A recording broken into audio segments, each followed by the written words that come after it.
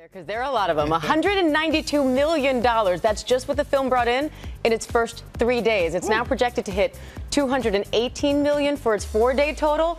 That's not only the highest opening ever for a February film, it's the largest President's Day weekend opening for a film, and it's in the top 5 movie openings of all time. After the release of Marvel's Black Panther film in 2019, characters of color in film and comics roles began to change. We see black characters transition from side roles to being the main protagonists.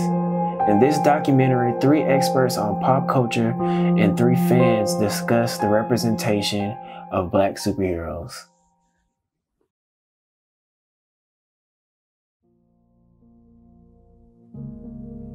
I mean, I've been a fan of comics and then comic figures in the transition to films happened in the last 20 years for a long, long time.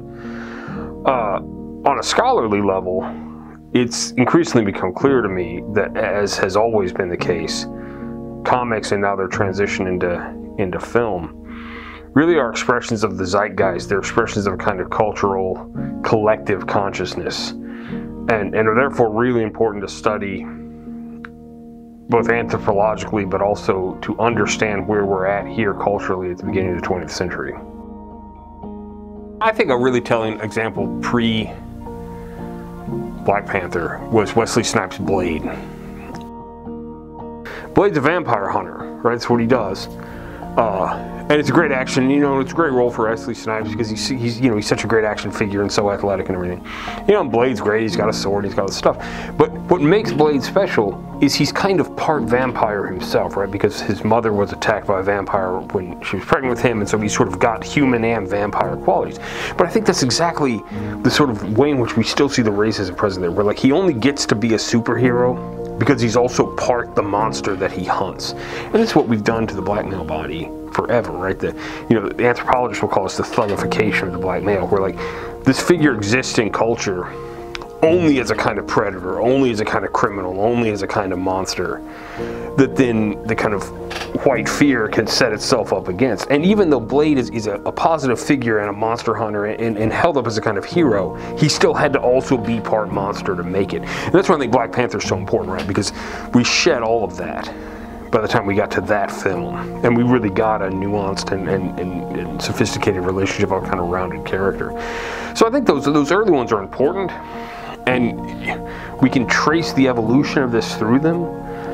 But I think we're also tracing the evolution of American racism here too, which is, something that we need to trace and we need to be aware of and we need to hold out, but we also need to not let it off the hook for what it was doing there, if that makes sense.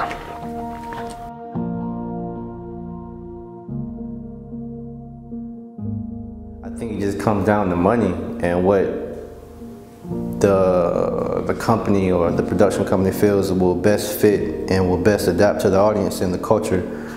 But I think that's been the biggest thing, the money. I feel like you got guys like Chadwick Boseman and women like Lupita who have established themselves as great actors, and as well as many other great black actors who've established themselves with lead roles and have shown that they can, have box office numbers. This is in so many parts of our culture where we'll either erase or just exclude non-white bodies, and not just folks from the African diaspora, all sorts of non-white bodies. Or we'll stereotype them into those sort of roles that the white culture is very, very comfortable with, right? And these tend to be obviously very negative and very flat roles. And so I think in that way, comics and film and popular culture, unfortunately is the expression of the zeitgeist, where we see the institutional racism that this country's been founded on and has been operating on and continues to operate on, reflected in that absence of really authentic representations of black folks. I think that before the Black Panther film, it was unclear to many in the film industry, and I guess maybe even many in society at large, whether there was an audience that was going to be big enough for there to be a large profit on African American superheroes that have their own film. So you saw a lot of films that have African American superheroes, but they're always like somebody's sidekick.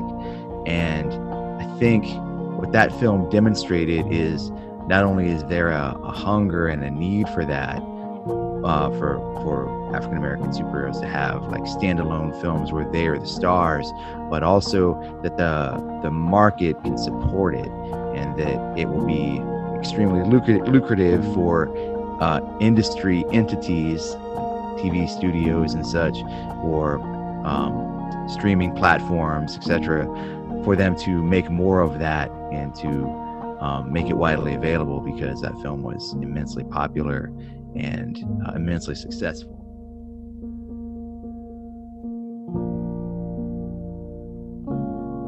I'd say that we're getting better with it. I know, like, it started with like Halle Berry doing like Catwoman and stuff like that, and so it was getting there, and now we see like the Black Panther and just different like very high quality showings of like the Black superheroes. And even though there's not very many, it's good that they're getting the ones that are in the universe out, you feel me, into the like the cinematic era.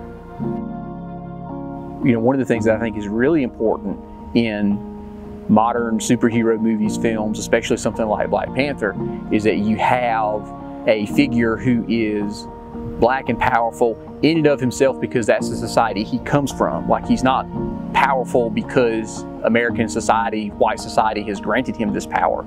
You know, Wakanda has its own resources. Wakanda has its own might, and he controls it.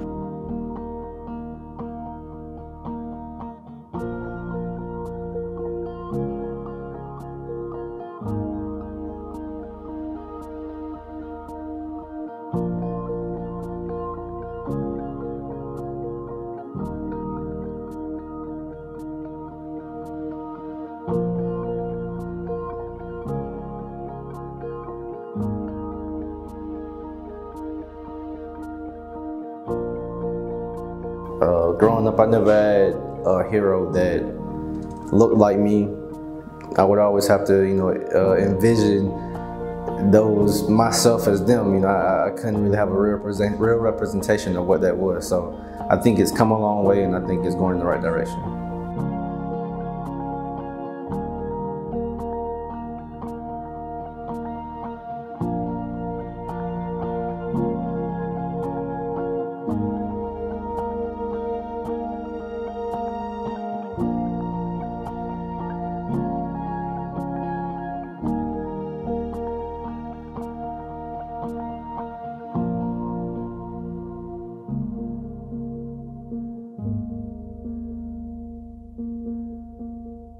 Like for girls, like Barbies and other things like that, they didn't have African American depicted characters for young Black girls. So superheroes and cartoon characters for young men is important too. It's not immediately obvious to white America that something is missing unless it like hits them in the face in like a kind of in like a Peggy McIntyre or McIntyre kind of